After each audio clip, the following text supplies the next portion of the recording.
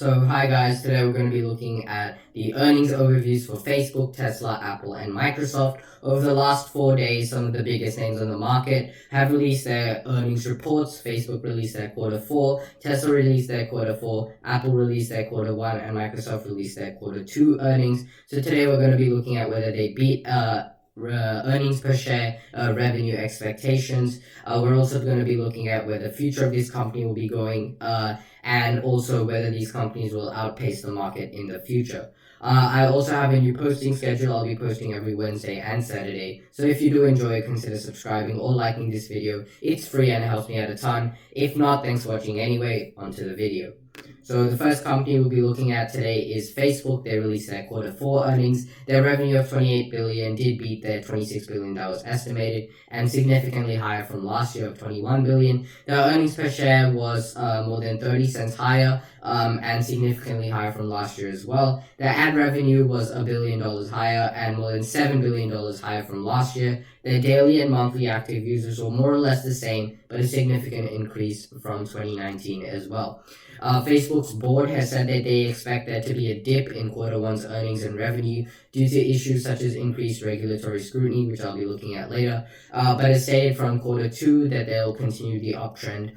Analysts has also said that Facebook, even though after the drop in quarter 1 that's expected, that they will outperform the S&P 500 next year, and by January 2022 they're looking at a target price of close to $330, which is significantly higher than what it is right now. So the scrutiny that Facebook is coming under. Coming from 2 different sides, the advertisers and the government. The advertisers are kind of moving away from the website because of the increased how politicized the website's getting, which is not necessarily good for advertisers, and also how they agree or disagree with things that are being said on the platform. The second one that's coming is from the government. They don't really like the acquisitions of WhatsApp and Instagram, even though they allowed it in the 5 to 10 years ago. They don't believe that it's fair right now. They think that Facebook has too much of a monopoly over the market, so they're kind of putting in some regulations there. The next company we'll be looking at is Tesla. We're going to be looking at their quarter 4 earnings. The earnings per share was actually below what was expected. They posted 80 cents compared to the 90 cents, but their revenue was more than 6% beating their expectations and more than $3 billion higher than what it was in 2019. The current earnings per share expectations for quarter 1 of 2021 is an earnings per share estimate of 90 cents, but a decrease in revenue by more than $1 billion. And for all of 2021, they expect earnings per share of $3.90 and $45 billion in revenue. The forecasted earnings growth for Tesla is 32%, which beats the market of 20% and the industry of 25%. The revenue of 21% year-on-year growth grows faster than the US market of 10% and the industry of 15%. Tesla has a ZAC rank of 1, which is a strong buy. The company's strong revenue and earnings growth was primarily driven by 61% increase year-over-year increase in vehicle deliveries. If you don't know, in 2020 they delivered almost 500,000 vehicles.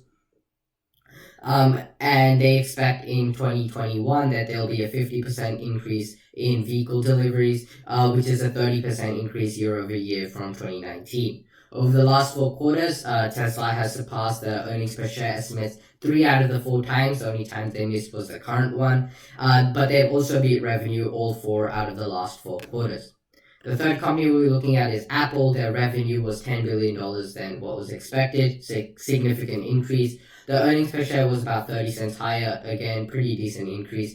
Their iPhone revenue was more than $5 billion higher, their service revenue was more than $1 billion higher, and they expect a very, very big jump from 4G to 5G. As 5G becomes more and more available, they expect a big jump from their iPhone 12, towards their iPhone 12, and a newer release that they'll be releasing in 2021.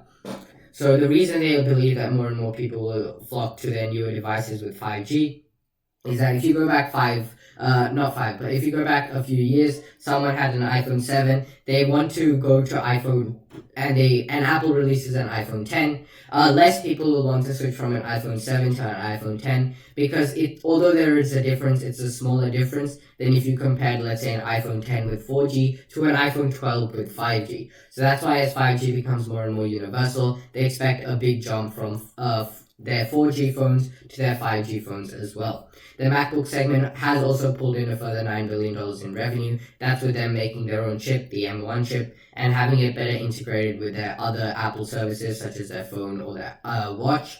And analysts expect high future growth for Apple as well. Despite the fact that they beat revenue by 21% and their earnings per share by 35% compared to last quarter, the stock was down 1% following the announcement, just putting it out there. Now, last company we'll be looking at today is Microsoft and their quarter 2 earnings. The revenue beat the expected revenue by $3 billion. Their earnings per share was more than 40 cents up. The intelligent cloud computing was more than $1 billion up, and their personal computing department was $1.5 billion up.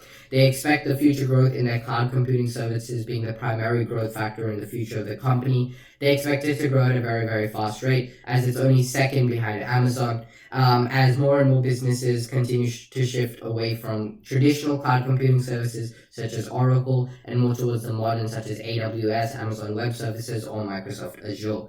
Microsoft has also become the preferred provider for cloud computing services for General Motors and Honda Motor Company, more specifically a company that Honda Motor Company is backing, which is an electric vehicle company called Cruise. They've also been a significant increase in Xbox sales as well with their new release in Xbox. So just some final words. Today we went through the companies Facebook, Microsoft, Apple, and Tesla. All of these companies beat earnings except Tesla, but all of them did beat revenue and show strong future growth. All of them look to outpace the market in 2021. And if you do choose to buy, make sure you do your own due diligence. And thanks for watching. Bye.